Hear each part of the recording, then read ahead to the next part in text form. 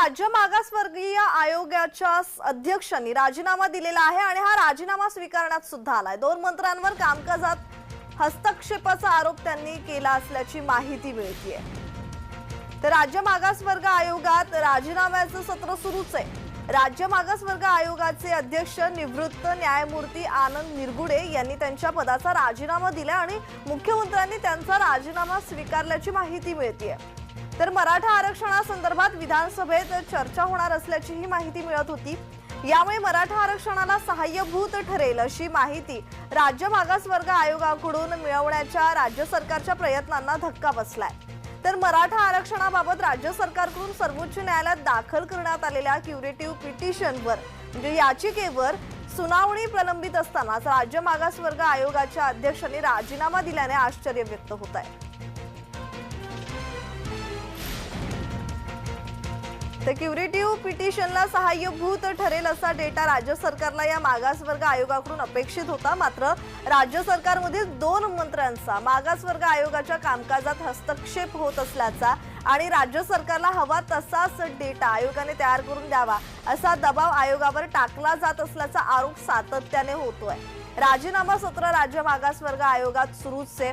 आता अध्यक्षांनी राजीनामा दिल्याने एकच खळबळ उडालेली आहे, आश्चर्य व्यक्त करण्यात येत आहे। राज्य मागासवर्ग आयोगाचे अध्यक्ष न्यायमूर्ती आनंद निरगुडे यांनी पदाचा राजीनामा दिलाय। कामकाजात सरकारमधील मंत्र्यांच्या लुडबुडीमुळे दिला जात असल्याचा त्यांनी आरोप केल्याची माहिती समोर येते।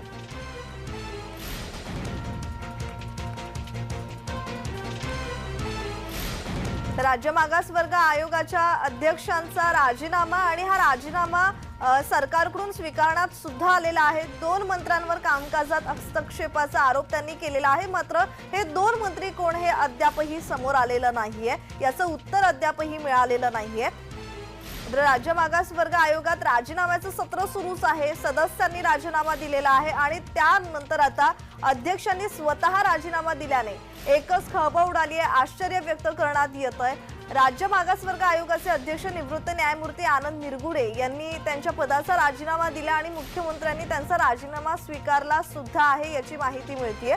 तर मराठा आरक्षणासंदर्भात विधानसभेत चर्चा होणार असल्याची ही माहिती मिळत होती आणि यामुळे मराठा आरक्षणाला सहाय्यभूत ठरेल अशी माहिती राज्य मागासवर्ग आयोगाकडून मिळवण्याच्या राज्य सरकारच्या प्रयत्नांना धक्का बसला आणि मराठा आरक्षणाबाबत राज्य सरकारकडून सर्वोच्च न्यायालयात दाखल करण्यात आलेल्या क्युरेटिव्ह याचिकेवर सुनावणी प्रलंबित असतानाच राज्य मागासवर्ग आयोगाच्या अध्यक्षांनी राजीनामा दिल्याने आता आश्चर्य व्यक्त होत आहे। क्युरेटिव्ह याचिकेला सहाय्यभूत ठरेल असा डेटा राज्य सरकारला या मागासवर्ग आयोगाकडून अपेक्षित होता। मात्र आता राज्य सरकारमधील दोन मंत्र्यांचा मागासवर्ग आयोगाच्या कामकाजात हस्तक्षेप होत असल्याचा आरोप करण्यात येतोय। आता हे दोन मंत्री कोण आहेत हे पाहणं महत्त्वाचं ठरणार आहे। अद्यापही याची माहिती समोर आलेली नाहीये।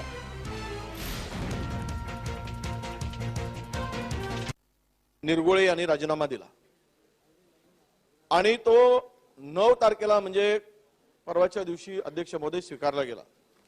अध्यक्ष महोदय, मला विनंती करायची आहे, एखाद्या स्वायत्त आयोगाचा आणि आत्ताच्या परिस्थितीमध्ये तो राजीनामा त्यापूर्वी 4 सदस्यांनी राजीनामा दिला। त्यांनी सांगितलं आमच्यावर शासनाचा दबाव आहे, आम्हाला शोकास दिले जातात आणि आम्हाला काढून टाकायची धमकी द्यापेक्षा आम्हीच बाहेर पडतो आणि आमच्याकडून दबाव टाकून आमच्याकडून वेगळ्या पद्धतीचं काम करून घेतले जातात।